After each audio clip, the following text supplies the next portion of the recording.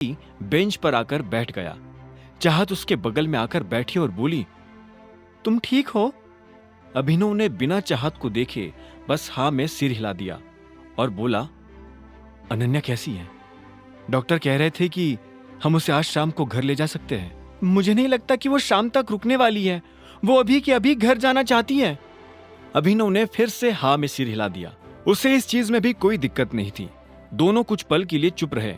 आखिर में चाहत ने गहरी सांस ली और बोली, तुमने अनन्या को इस बारे में कुछ बताया क्यों नहीं? यह सुनते ही अभिनव को झटका लगा। उसने चाहत को देखा और बोला, किस बारे में? यही कि तुम उसकी जान बचाने के लिए इतने सारे गुंडों से एक साथ लड़ गए। यह सुनते अभिनव की सांस एक पल के लिए मानो अटक गई। भले ही अनन्या अभिनव को लड़ते हुए नहीं देख पाई थी, लेकिन चाहत ने तो उसके एक एक वार को देखा था। अभिनव की हैरानी को शांत करने के लिए चाहत मुस्कुराई और बोली, तुम तो बड़े खतरनाक लड़ते हो यार।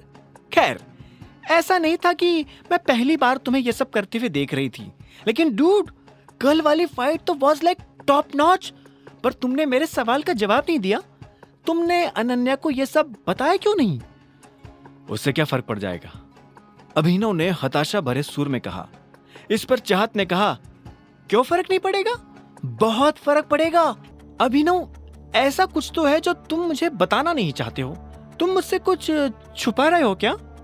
अभिनव ने यह सुनते ही अपना गला साफ किया और बोला, अगर तुम्हें यह डाउट हो रहा है कि मैंने फाइट करना कहाँ सीखा, तो मैं बता देता हूं। मैं सड़कों पर, गलियों में, गंदे स्कूल्स में, मैदानों में और यहां तक कि कॉलेज में भी बहुत लड़ा हूं। मैं अनाथ हूं, इसलिए मुझे अपनी जगह बनाने के लिए लड़ना पड़ता था। लड़ना मेरा शौक नहीं, मजबूरी है। और सच बताओ तो मुझे लड़ने के अलावा और कुछ आता भी नहीं।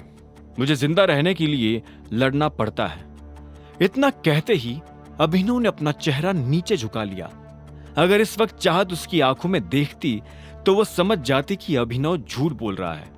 चाहत ने उसकी बात सुनकर एक गहरी सांस ली और बोली, ठीक है, टाइम टू गो। फिर कभी मिलेंगे, तसल्ली से बातें करेंगे। इतना कहते ही चाहत अपनी जगह से उठी, अभिनव को देख मुस्कुराई और आखिर में हॉस्पिटल से निकल गई। अभिनव उसे जाते हुए देख ये सोच रहा था कि आखिर चाहत उसके बारे में जानने के लिए इतनी बेताब क्यों है। क्या बात है मिस्टर बेकार, अब आप बेंच तोड़ रहे हैं? मुझे तो लगा था कि आप निकल गए होंगे। अभिनव को पीछे से किसी की आवाज आई। अभिनव आवाज सुनते ही समझ गया था कि ये शर्मिला की आवाज है। वो खड़ा हुआ और पलटा तो पाया कि शर्मिला और राजीव अनन्या के कमरे से बाहर आ गए थे। राजीव नजर नहीं आ रहा था। अभिनव ने अनुमान लगा लिया था कि वो डॉक्टर से मिलने गया होगा। हम लोग घर जा रहे हैं, तुम भी अपने हिसाब से पहुंच जाना, शर्मिला ने कहा और अनन्या की तरफ देखने लगी। अनन्या भी गुस्से में अभिनव को घूरते हुए देख रही थी। आखिर में शर्मिला ने कहा, चलो। अभिनव अब उन्हें बाहर जाते हुए देख रहा था।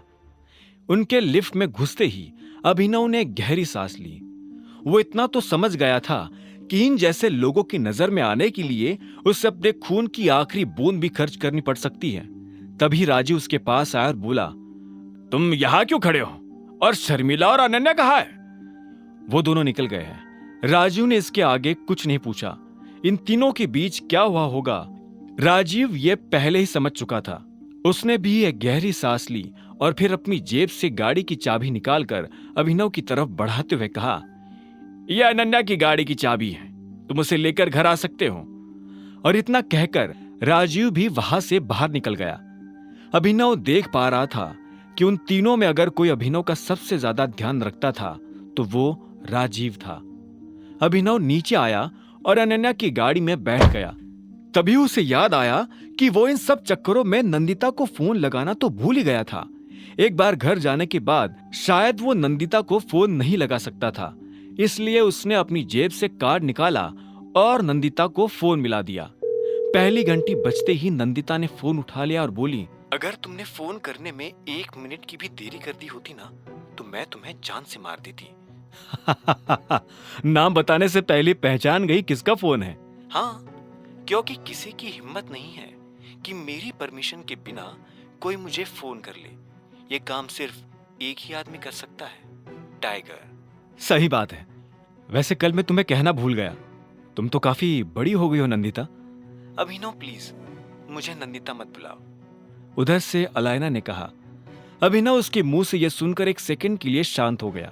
फिर उसने पूछा, क्यों, तुम्हारा नाम नंदिता ही तो है।